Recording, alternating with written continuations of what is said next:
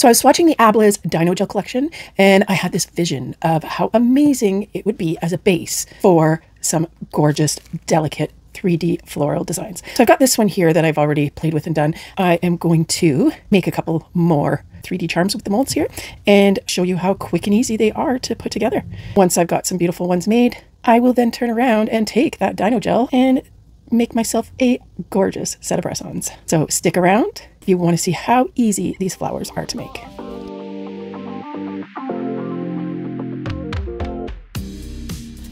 This mold has just some absolutely exquisite designs. You can see here one that I've done, only I glossy top coated it, and it looked a lot better before when it was still matte. It just really loses a lot of the detail, but you can just see how beautiful these are going to turn out. And guys, these are so simple. So simple. A beginner can do them, and I'm even going to time myself here and see how long it takes to make one or two more of these gorgeous charms. So I'm using a few beautiful colors today from Yogurt Gel. I've got these two colors, number 1 and number 3 from the Blossom Ending collection. And then these greens that I've got from Mayor from the Fire Glazing collection, or Gazing, I think it was. All right, so getting set up first is ideal. I've taken my beautiful syrup gels that I'm using and just placed a little bit on of each on my palette because we're using such a small amount, guys, to do these. And then I've got my brushes lined up. I've got a very teeny tiny dotting tool, and then my brushes just get smaller and smaller. So I've got a beautiful art design here from Crystal Nails, the Zero Short, which is really small, and the Zero Mini, which is very, very, very tiny. Like, we're talking little hairs here, guys. So this is going to allow me to be very, very detailed and get into all those little spots. So I'd already done this design here. So I am going to start off with this other larger one right here. And then I'll move on to one of these smaller designs. Because I'm doing pink hibiscus, I am going to do a lighter pink, the outside of the petals. And just by opening that up a little. And basically shoving, shoving our polish in there. You don't got to be artistic really for this, guys. You just got to be able to shove paint in the holes. Get a picture off the interwebs. Take a look at what flower colors you want and just shove the paint in the holes.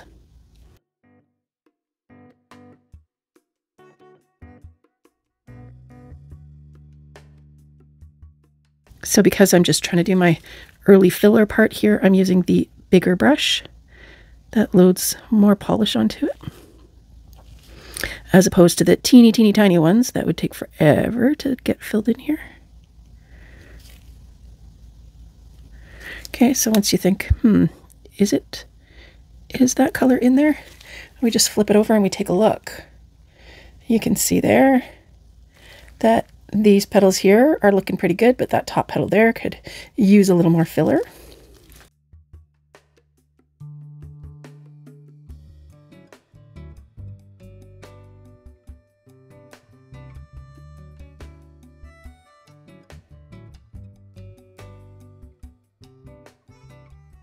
And you do want to make sure that you shove really well into those tight spaces, right? So when you're first starting off, don't be shy.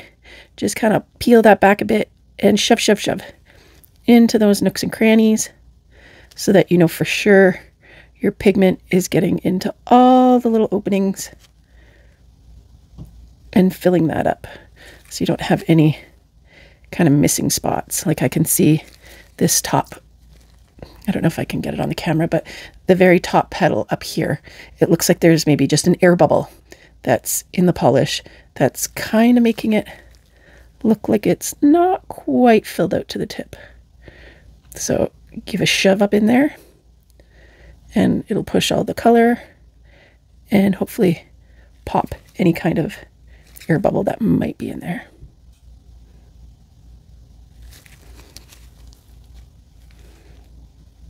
Oh, looks like I moved the air bubble around.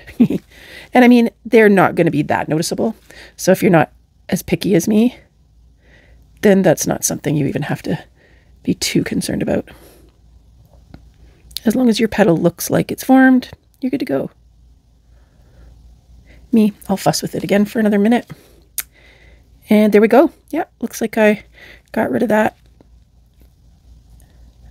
I'm seeing a little bit of one on the bottom though. Let's see here.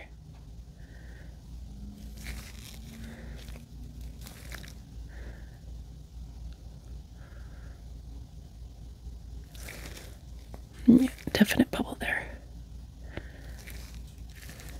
And sometimes you can just do it right from underneath. Although with the camera angle, that'll be a little tricky for me.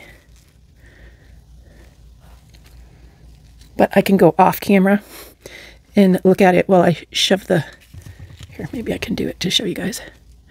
So I'm looking at my top side and shoving my brush in from underneath to try and get at that bubble. There it is.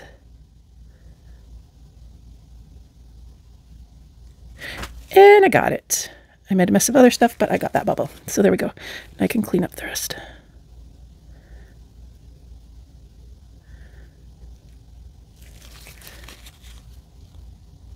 All right. So while getting at that bubble, you can see from underneath here, I got some polish where it doesn't belong. So I've just used some alcohol on my tiny little swab here. And I'm just going in. You could use a tiny brush. You could use cuticle stick, toothpick, pretty much anything. And I'm just going in and cleaning up any polish that I pulled out somewhere that it didn't belong.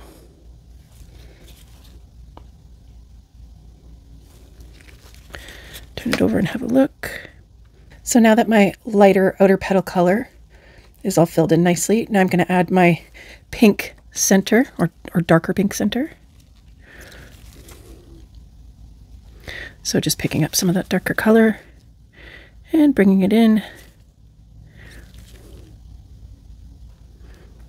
The nice thing about working with syrup gels with this is that they blend so well. So with just a few little tweaks and wiggles, you'll be able to see that gorgeous, like, seamless blend in there. Like, it basically does it all by itself. You really have to do very little.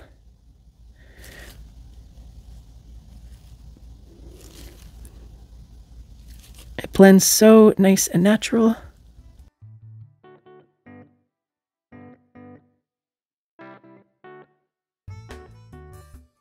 And just being really delicate with your brush and guiding it. Like, I want a little bit more pink that was down kind of in this area. So trying to just guide that polish down in there a little bit. And there, it filled some of that center out nicer. Now you want to make sure you're not working with colors that are too similar, especially with the syrup gels, because they will bleed quite drastically into each other. So then you may lose your color definition between them. So make sure you have not necessarily too strong of a color difference, but enough that they're not going to bleed into each other so that you can't see the color variance. Because you're looking for that nice depth, right? It just gives it a much more realistic depth to it. Okay, so I'm feeling really nice and comfortable. I really like how that's coming so far. So I'm going to stick this in the light so that it doesn't shift or change on me. So that particular flower turned out beautifully. And if I didn't want the whole design, I could, at this point, if I just wanted that individual flower, I could just pop that baby right out of there and roll with that. Just go right ahead and there's your flower charm that you're using. You don't have to do the whole entire designs. So I'm going in to do this smaller floral section. And I'm going to do my best to keep this in real time for you guys.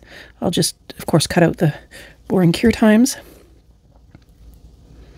But hopefully this won't be so excruciatingly long that I have to high speed it or cut massive amounts.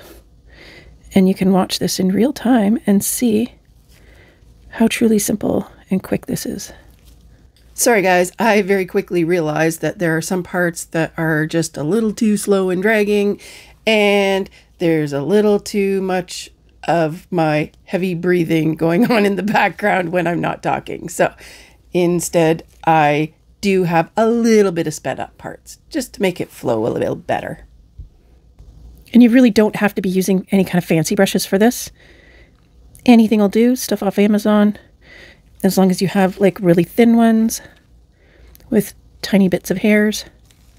They don't have to be fancy. You're really just shoving.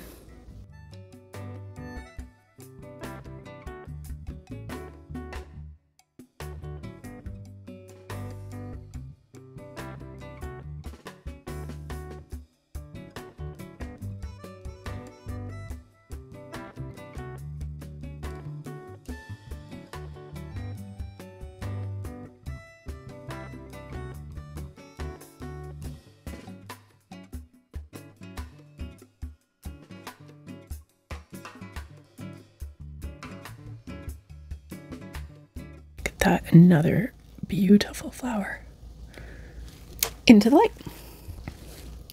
Okay, and our last bits of pink, I have these tiny little, I'll show you from the other side easier, these tiny little buds, right, that haven't bloomed yet, and I'm going to go down from my thicker design brush down to my smaller, this is my short. I may actually go down to the mini, but I don't think so.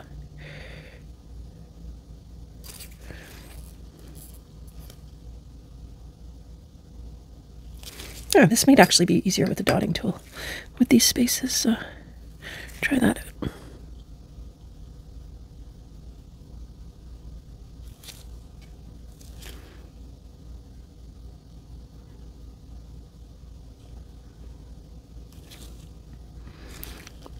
You have to have good eyes for this, guys.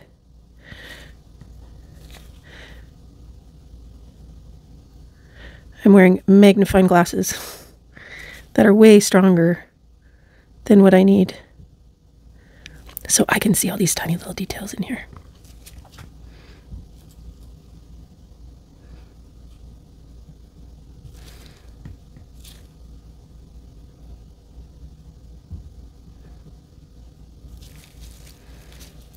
I feel like I'm going to have a little bit of cleanup there. Yeah, the dotting tool was just a little big.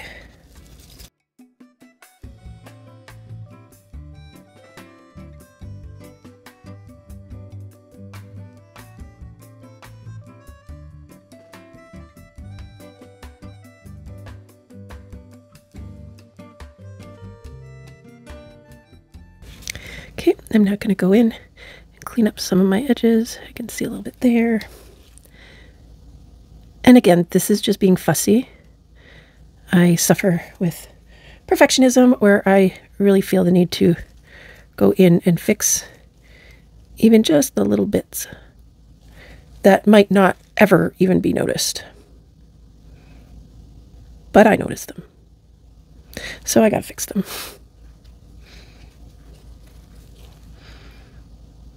And while my work is by no means perfect, my brain requires that I fuss with it until I feel like it's as close to perfect as I can get it. Which is another reason I absolutely love using molds like this, because it takes a lot of guesswork out. You just fill it in. Fill it in, and it's so fun. Okay. It's like being a kid again and just doing like paint by numbers or something. Okay, looks good. I'll pop in the light. All of our blooms are done, so now I'm going to go in with the micro and start filling in those leaves. Keep in mind that they will usually flood out into the stem parts.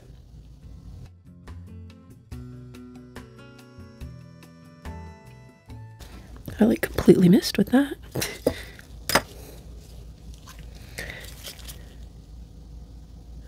And doing the stem and leaf parts can be a little bit trickier just because the depressions in the mold are not nearly as deep. So you have to be a little more careful with your placement. You're not doing so much of a shove as you are at this point as you are a paint.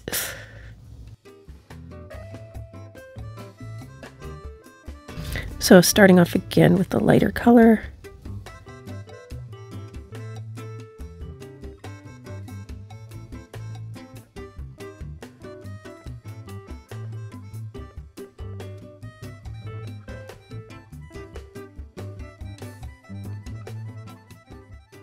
And you just want to take your time figuring out your best plan of attack for getting at some of these tiny, delicate little spots.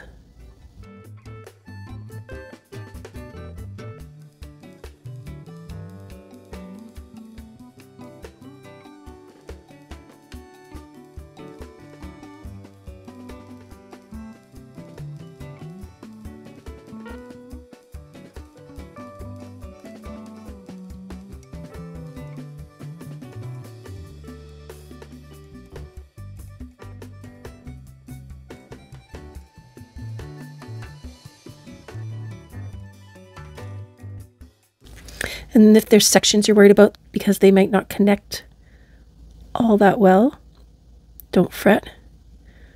We do go over it with a clear coat, so then it's going to connect anything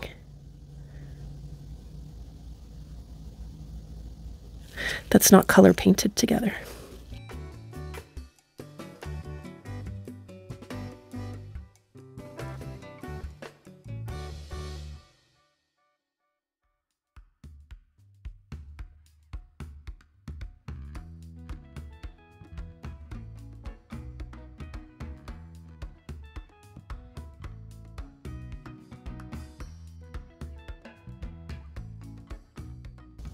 Just look at that, guys.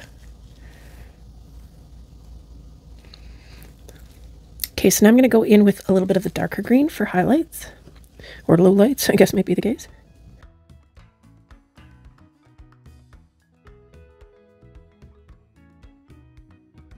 Again, just adding some dimension to that, so it's not a flat color.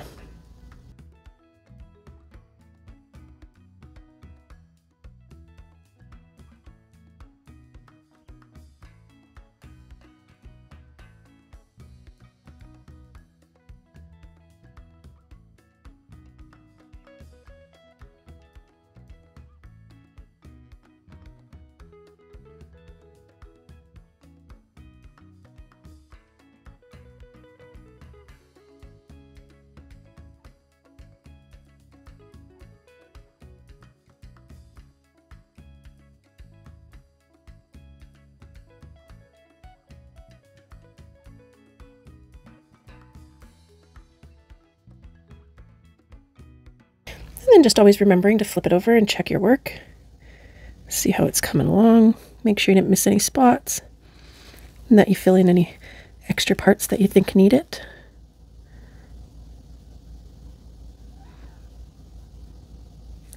The paint, or sorry, polish, does shift a little too while you're working on it.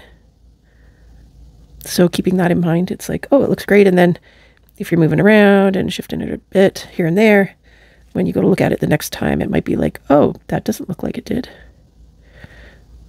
And that's okay. You just play with it some more.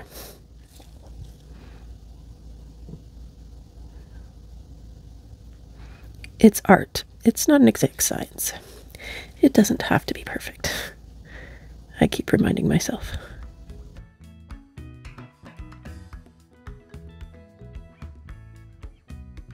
I think that's ready for the lamp. Okay, so we've got this out of the lamp. And what I'm going to do next is put some base coat onto my little palette, just like I did the colors. And I'm just going to go in with that base and make sure to connect everything together.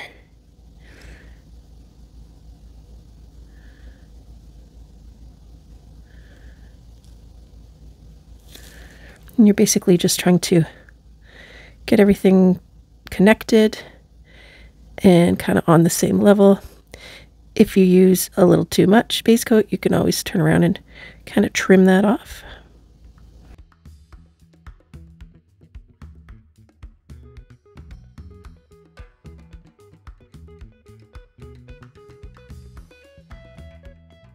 But I'm just going to kind of get some down into the bigger areas and then switch into a smaller brush.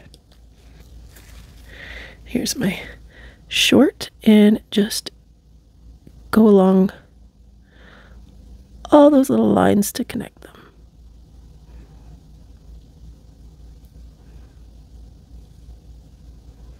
And again, this is going to be getting glued down or put down onto your nail. So it doesn't have to be precise. The connection doesn't have to be super controlled or as long as they're stuck together a little and you're really delicate with it. Because once you glue it onto that nail, secure it onto that nail, it'll all stay together anyways. You're gonna put a coat around it of some sort to keep it nice and connected to the nail.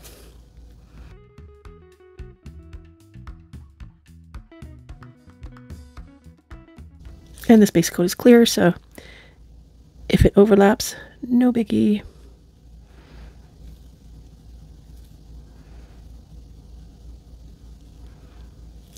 Oh, I'm just realizing right now that the top floral part here is not actually connected to any of the base on the bottom.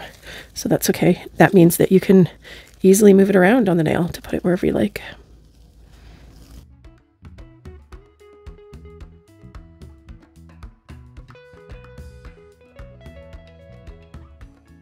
Okay, I think I got all the pieces. I think all the spots are done. Don't think I missed anywhere.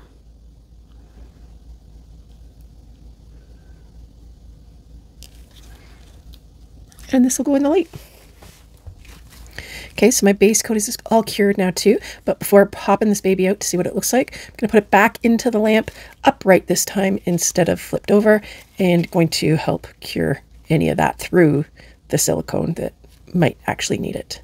Mind you, the nice thing about working with the syrup gels to do it is that they are easily cured. They're such kind of a translucent look to them that they cure very nice and easily, as opposed to using a heavily pigmented opaque polish that you may run into some issues if you're going too deep and not curing as you go, that the heavy pigment won't cure as well through a thicker 3D charm look.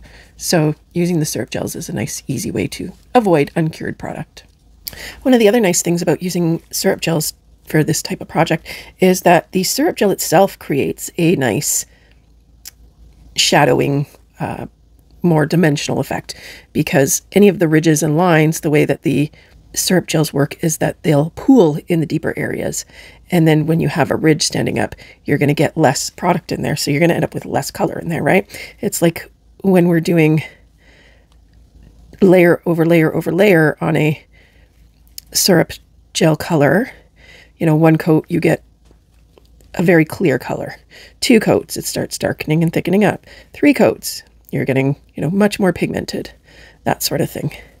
And so this kind of does that effect all on its own, because the deeper the pocket for the polish to settle into, the more heavily pigmented your color is going to turn out, and the darker the color will look. Well, not darker necessarily, but more heavily pigmented. And then the higher areas are going to be less opaque and less pigmented because there isn't as much color in there. Okay, I'm feeling really nervous because there's such delicate pieces here. Okay, I'll do the big part first. Are we ready for this? I don't know. Okay, that one little bloom part fell off, but that's okay.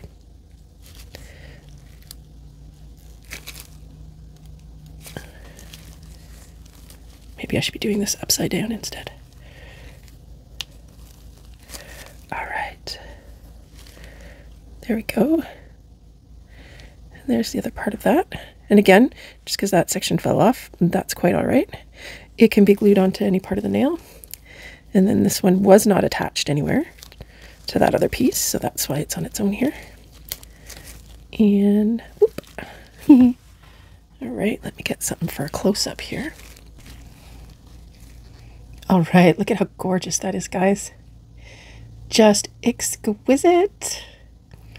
And let me say, it took about, okay, so on screen time, in case I end up cutting some of this, it took about 30 plus minutes, probably about 35 minutes for me to do this.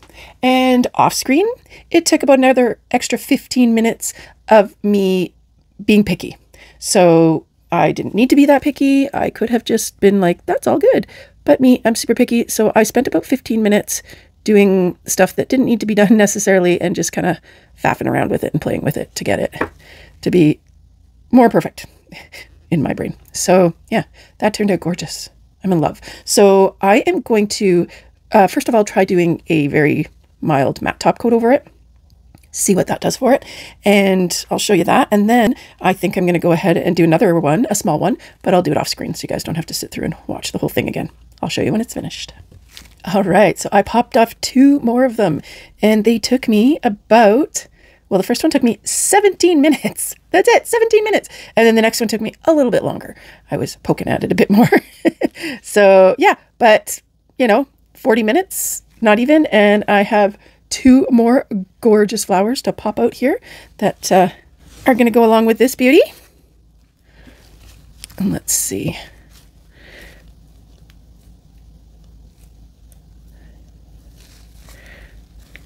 This is like the most satisfying part right here.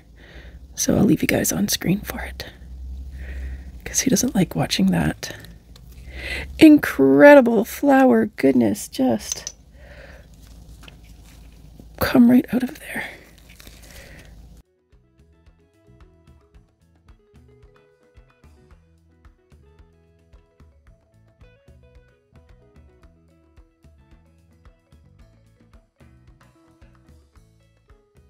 I gotta say, for all the pulling and pushing I do on these molds, they stand up really nice. Thankfully, I haven't gotten any tears or anything in them yet. Look at all these beautiful pieces. Oh. So once you get used to making them, you get the hang of things, and you're not as picky as me, you can be popping these guys off in like 10 minutes and have these gorgeous flower bits to work with.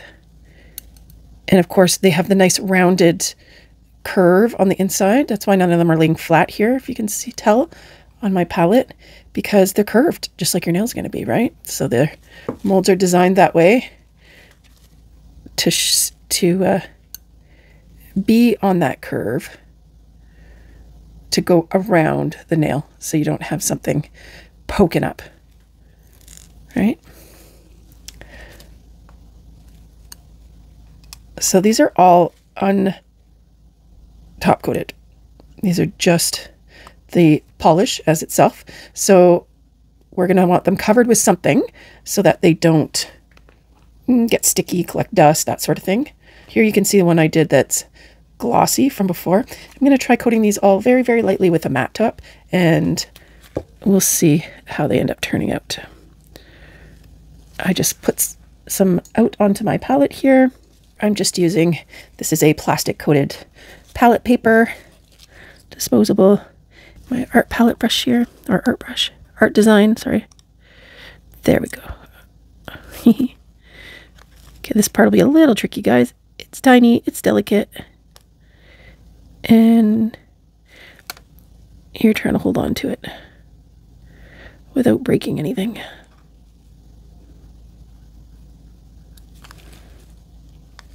I would suggest on the underside that you do something as well, not where it's going to be actually touching the nail.